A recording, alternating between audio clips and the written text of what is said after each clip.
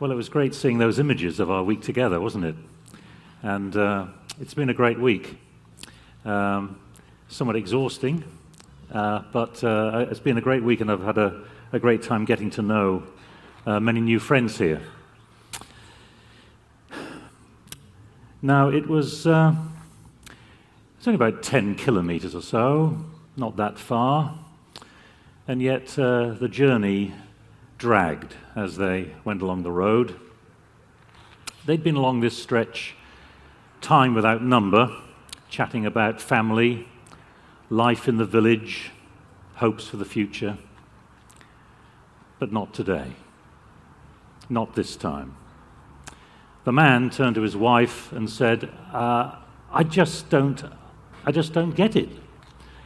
And his wife replied, well, neither do I. I just don't see how it could have been so wrong.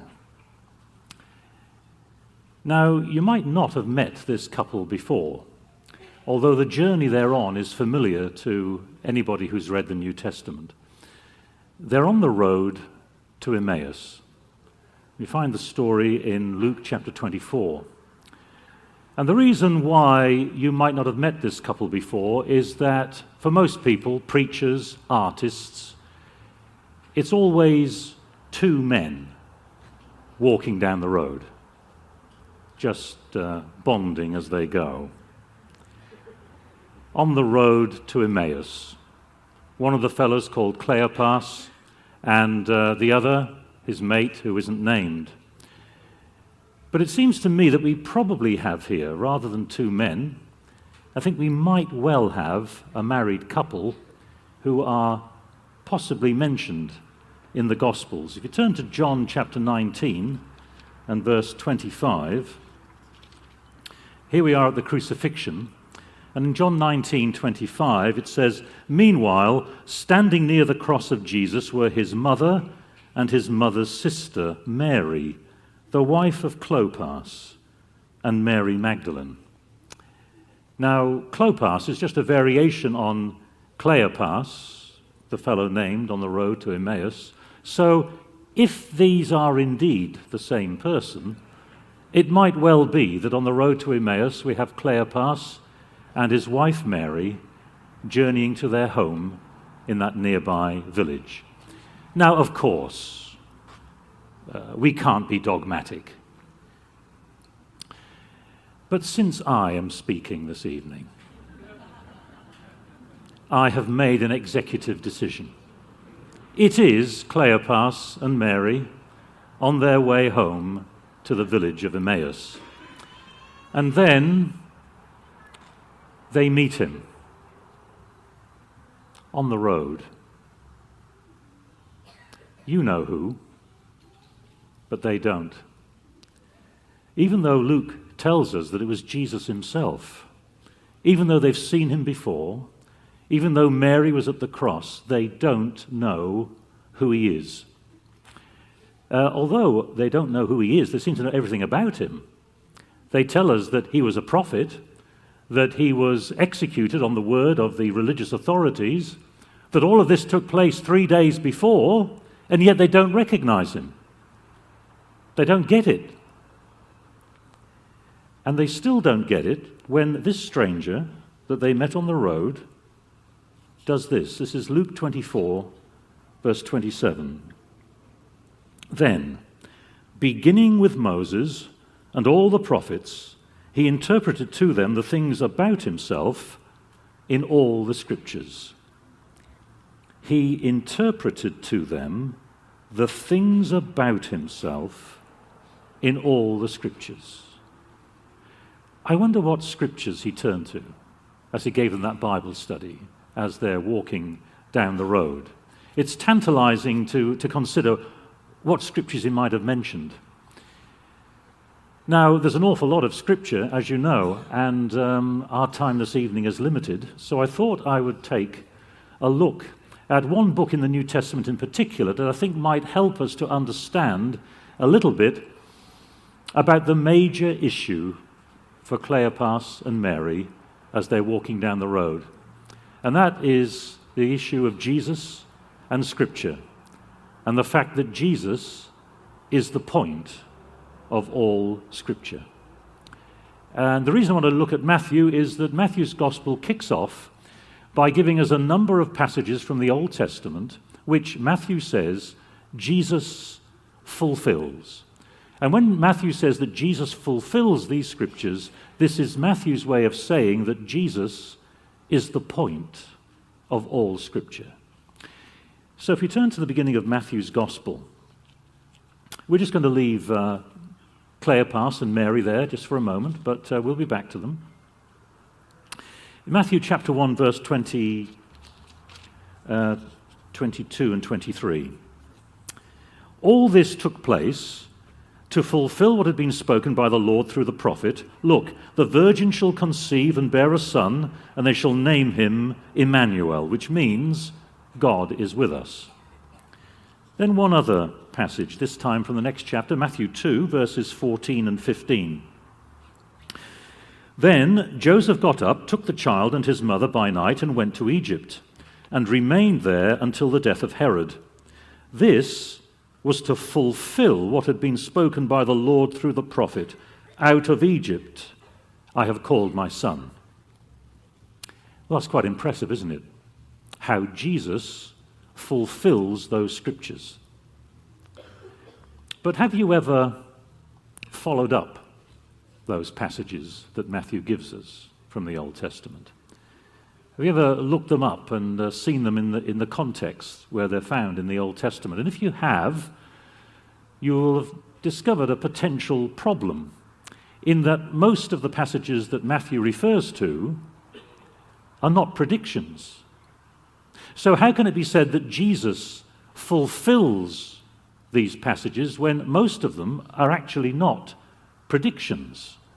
How can Jesus fulfill those? Let's go back to the first one we looked at in Matthew chapter 1. Let's just read it again to remind ourselves.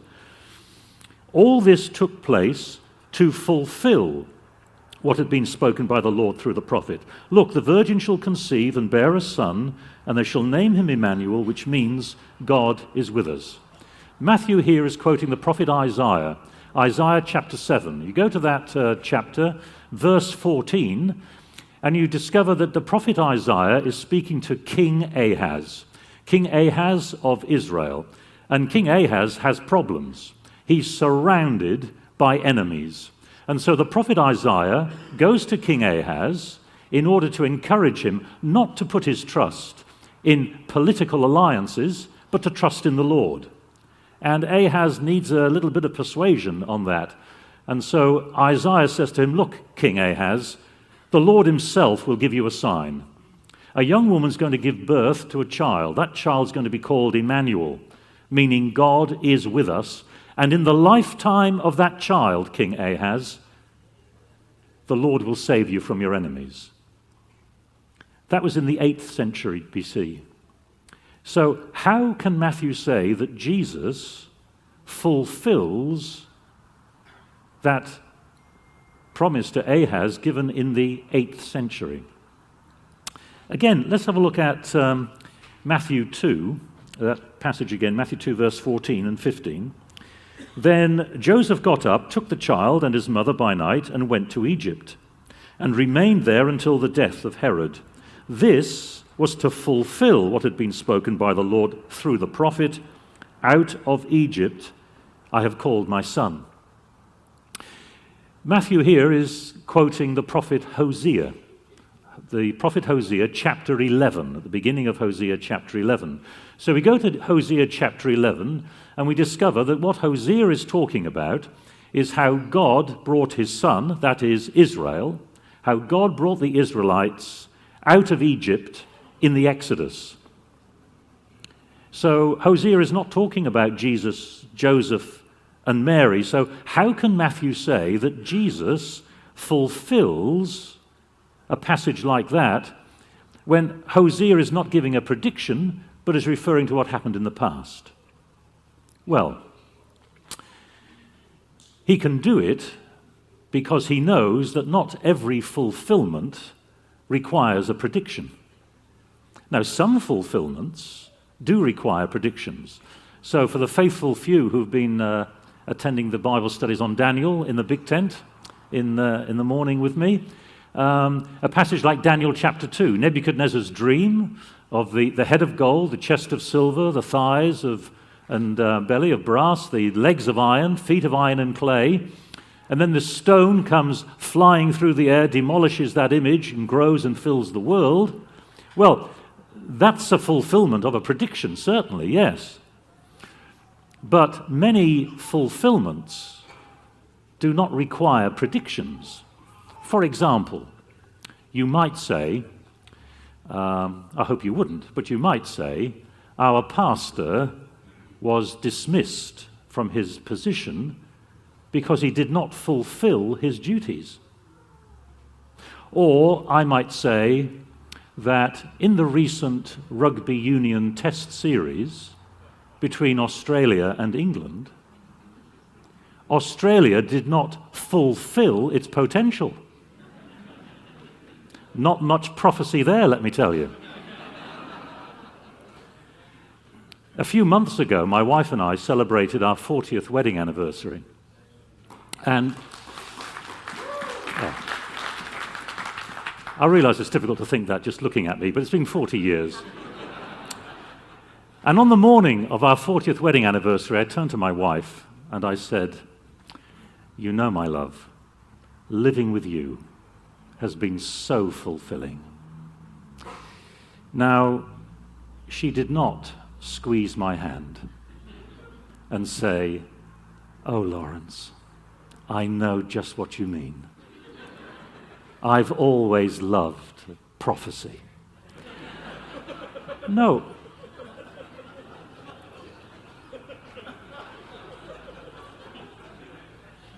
Our marriage is not fulfilling a prophecy, and yet it's been very fulfilling. So let's take a closer look then at what Matthew is doing when he is quoting people like Isaiah and Hosea that we've just looked at. So Isaiah is saying that God will save King Ahaz in Israel from his enemies. It's an act of salvation. He's going to save King Ahaz from his enemies. Hosea says that God saved Israel from Egypt at the time of the Exodus.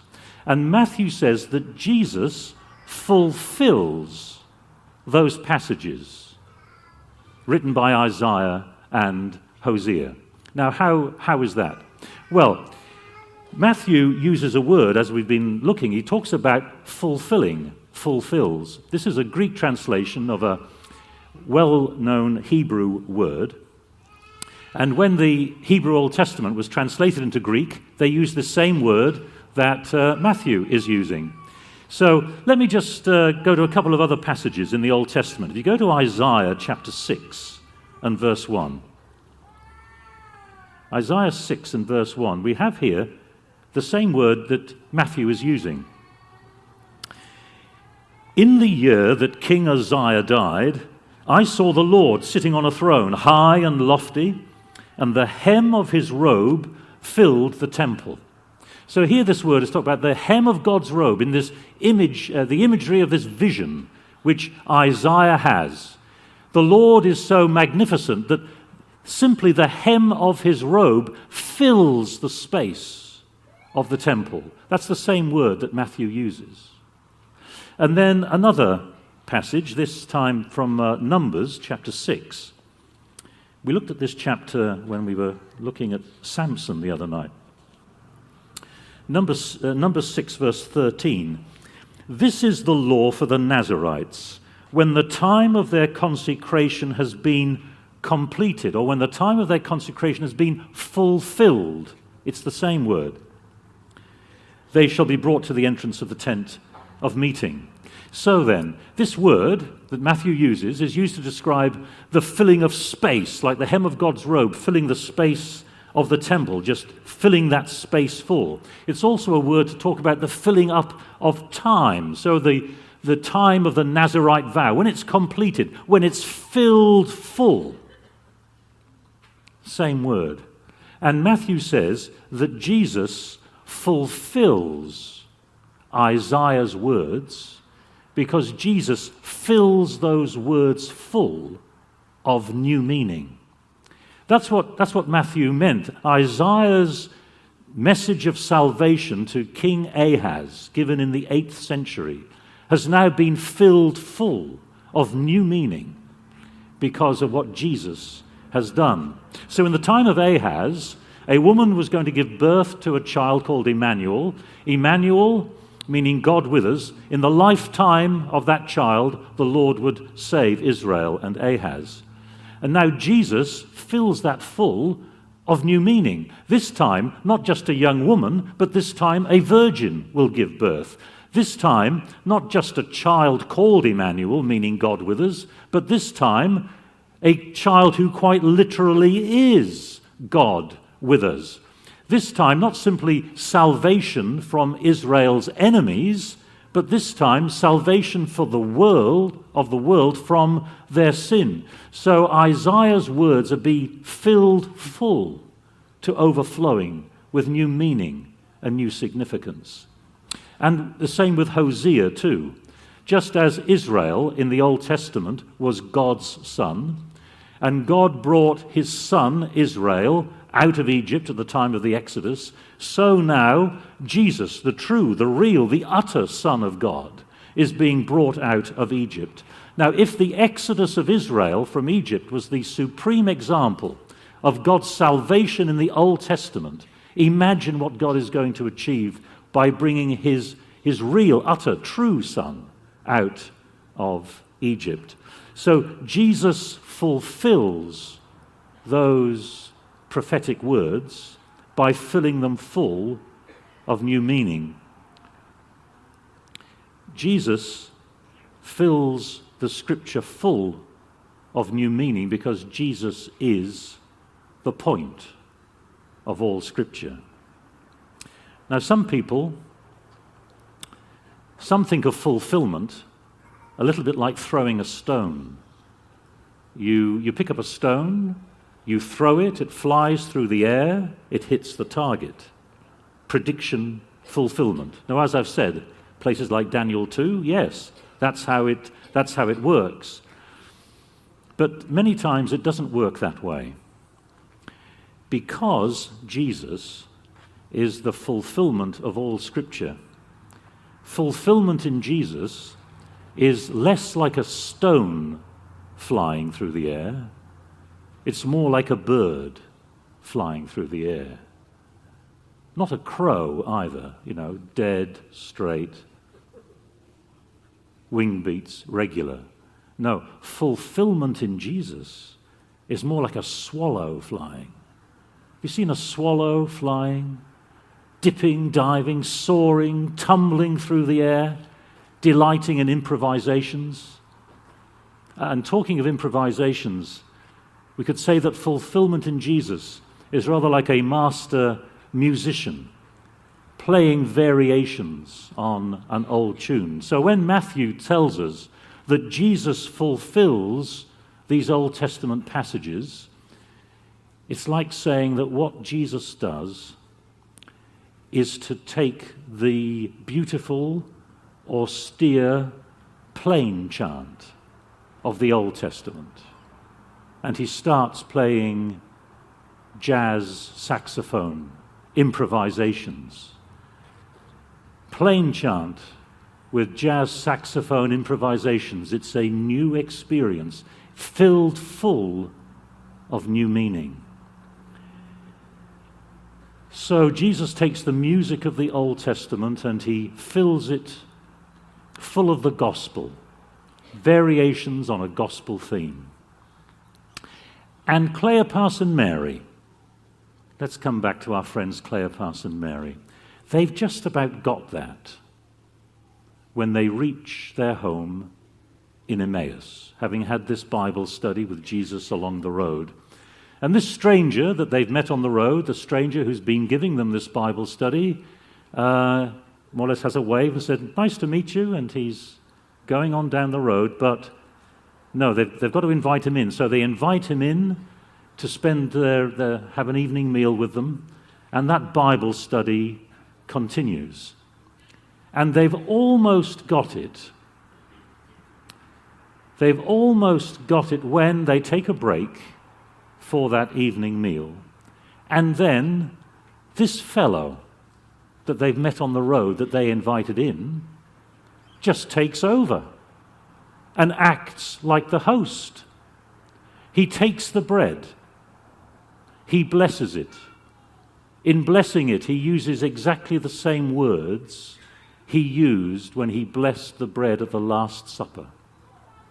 Baruch atah Adonai Eloheinu melech haolam, borei lechem min haaretz.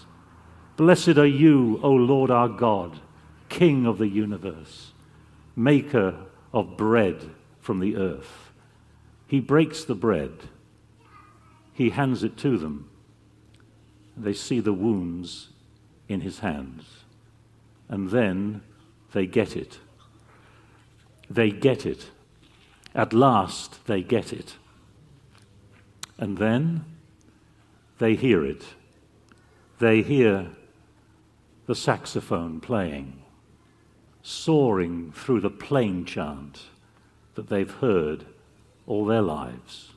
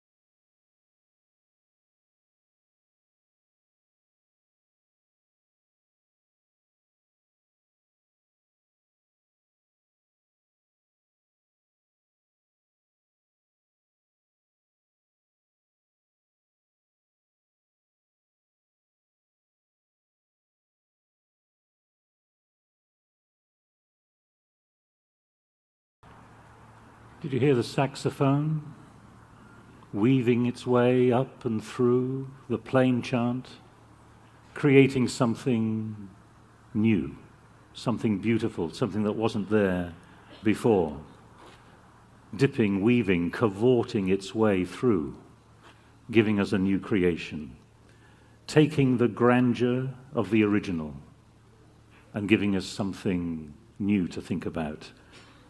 It's like that with Jesus and the Scripture. He fills it full of himself, playing improvisations on old themes to illustrate that he is the point of all Scripture. And this achingly beautiful, haunting story of the road to Emmaus helps us to see what the problem was for Cleopas and Mary. When Cleopas and Mary set out that day down the road to go home, they already had the Scriptures. They already had the Scriptures, but they just didn't get it. And then they met Jesus. And then they got it. But the problem wasn't really that they misunderstood the Scriptures, and once they understood the Scriptures, then they understood Jesus. Rather, they had misunderstood Jesus. And now that they understand Jesus, they understand the Scriptures. In other words, get Jesus right, and we'll see the point of Scripture. And that's in fact what they say in verse 32.